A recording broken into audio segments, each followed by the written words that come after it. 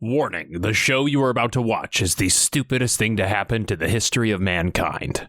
If you have not turned on your viewing device's moron blocking capabilities, please do so now. Redeye Reviews is not responsible for any loss of intelligence brought on by this video. If the need to tear your shirt off and scream about your brother lasts for more than 3 hours, please seek therapy immediately. Because this is Redeye Reviews. There is no way to talk about today's episode of Thunder in Paradise coherently. I am pretty confident whoever wrote this one must have just grabbed 3 random movies off the shelf for inspiration and just kind of went with it. It's like The Predator meets Apocalypse Now meets, like, August Rush. Let me try my best to not have a brain aneurysm while talking.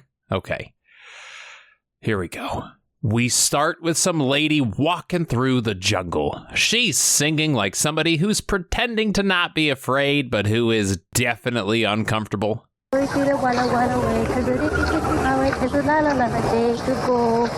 She then spots some rare flower high up in a tree, and this causes a rather strange sensation in her.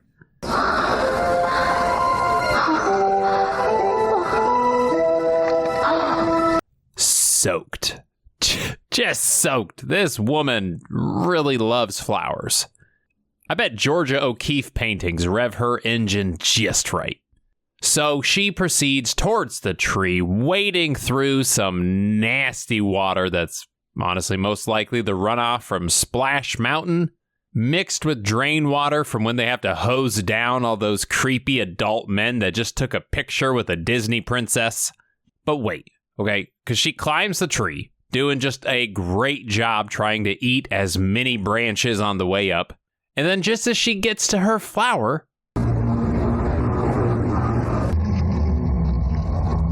the predator attacks. And you can say whatever you want about these writers, but you gotta give them some credit because you did not see this coming. Oh, the flower man. Oh, the flower man. He's the grandfather of my best friend in school. So we cut to our boys walking around a greenhouse near the resort. Check this place out. It's amazing. And then he sees this guy running the place and he loses his freaking mind. Make this your home. Drink not cut. I cannot drink wine. I cannot drink wine. What is this, Sinatra? Yeah. Did you know our bros were in Vietnam? You can tell it's old because it's in black and white. You can also tell he's angry because he signed up for 2 seasons of a TV show acting next to Hulk Hogan. Hold on. Let's get some air. Maybe that's too hot. No, I'm fine. Please don't go.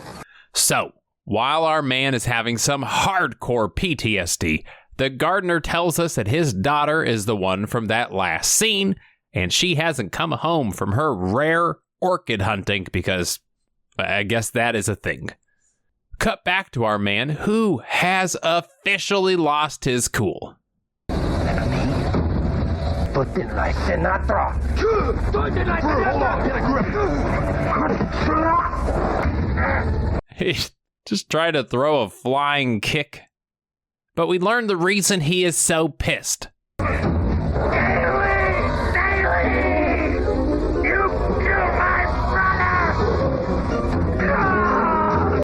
Ah, you killed my brother!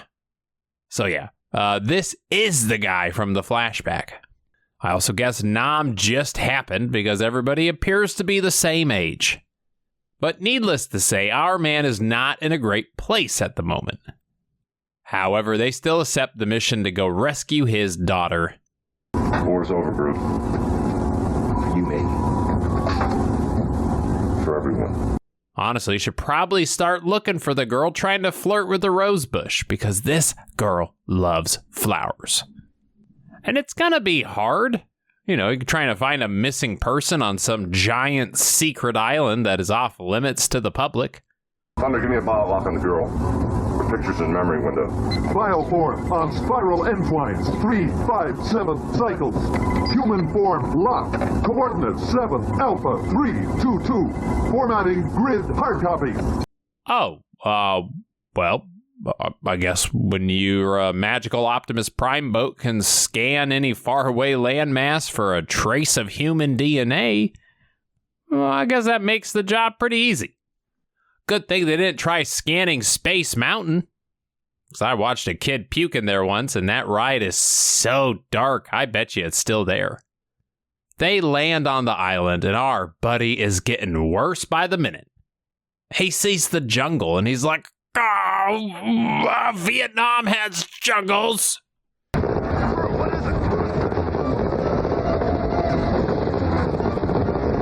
Oh, Jumanji gave me nightmares. You want to ask me something? Go ahead and ask. Talk. You know, we never really talked about what happened to you in that DC prison camp anyway. I don't want to talk about it. And while he's off in dreamland, the Predator attacks. Through,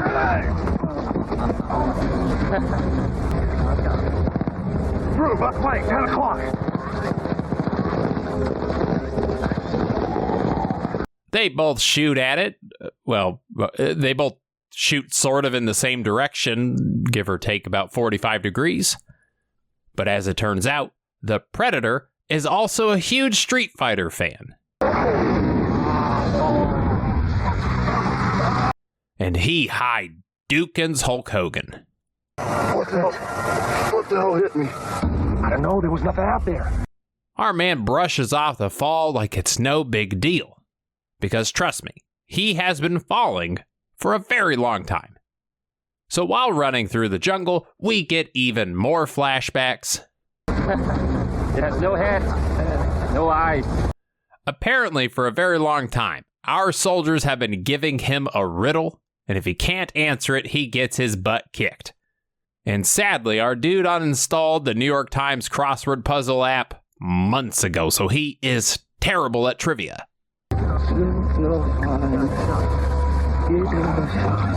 Thank God Hulk Hogan was also in Vietnam. He emerges from the depths of the river like an otter. He's like, "Hey, bro, it's a knife. The answer to the riddle, it's a knife. I'm also holding a knife to your throat to further prove my point.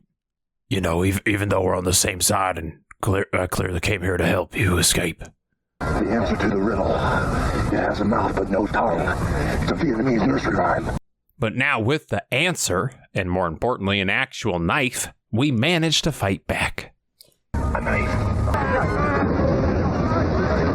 Back to reality, there still is no sign of Arnold Schwarzenegger or Carl Weathers. None of them seem to be present. However, the Predator is hot on our trail.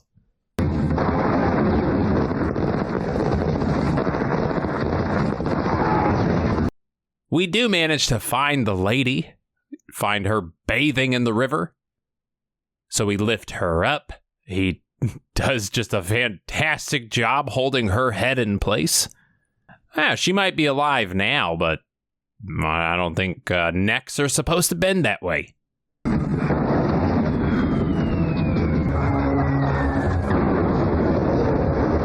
Oh, snap. That's a scene from the show's intro.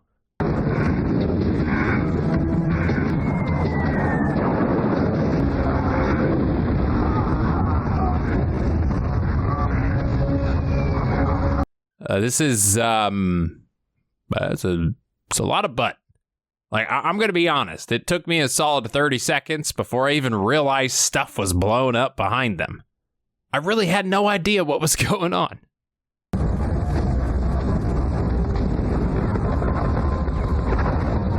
So back in Nam, you know, the most important part of the story. We are pinned down by a sniper. But regardless, we run out into the open and we try to kill our enemy.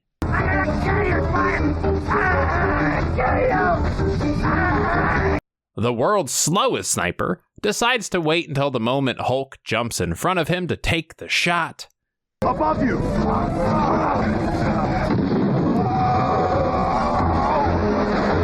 And then they just kind of run away. So, you know, nice job failing. Back into Dayland, they get on the boat. He sees the girl and he's like, "Man, that's the daughter of my mortal enemy. You know, the man who killed my brother. You know what I could do? I could fall in love with her, marry her, have children, and then slowly over generations they would look less and less like him? But no, we don't play the long game. We just take the high road and we let the Coast Guard rescue her. We then cut back to Vietnam and we see that Hulk is struggling with that gunshot. Sing it, Spencer, because if you go to sleep now, man, you're not gonna wake up.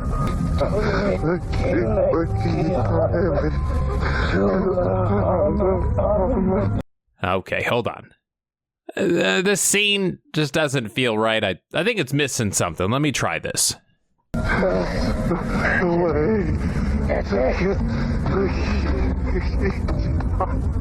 There we go. That's much better. But before we can submit this reel to the Academy, the Predator attacks the boat. Contact of unknown stern. He manages to climb into the airlock. Thank God we have brought our emergency ukulele with us on this mission. It's the uke. They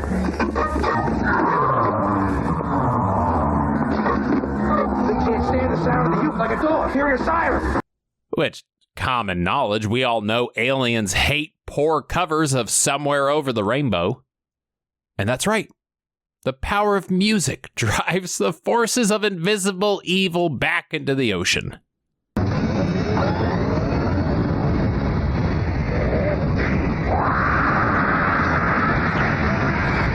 Once down there, we use our very powerful rocket engine and we melt him to death.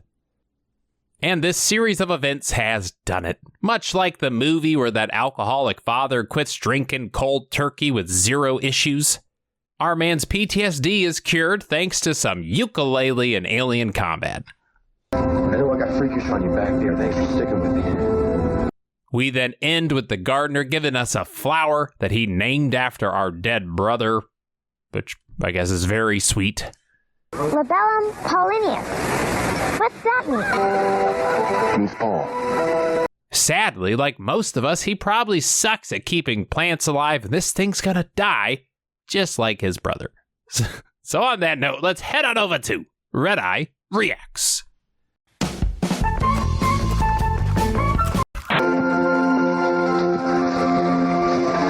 That water's gonna let her leave Disney World with some pretty rare souvenirs.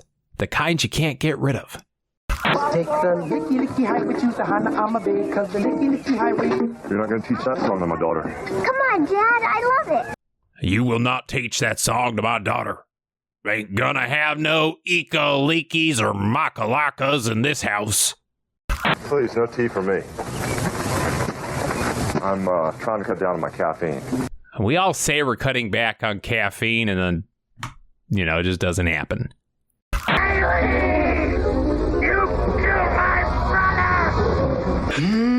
You dirty rat! You killed my brother! You dirty rat! Nothing puts the fire pain out quicker than a brew special, Just the way you like it, virgin. That might be the most disgusting thing they've said in this show. That is the video. Thank you so much for watching. As always, thank you to my patrons. Because it is the end of the year, we're probably going to do a couple Christmas movies. So get ready for that. If you want to vote on which ones we watch, you can get that power by heading on over to the Patreon page. Thank you for everybody who supports the channel that way. You really do mean a lot to me, and it makes a world of difference. There's a link in the description for that. I have a Discord down there. I have a merch store down there. I will see you next time, and until then, stay happy and stay healthy. Mixed with drain water from when they have to hose down all those creepy adult men that just took a picture with a Disney princess.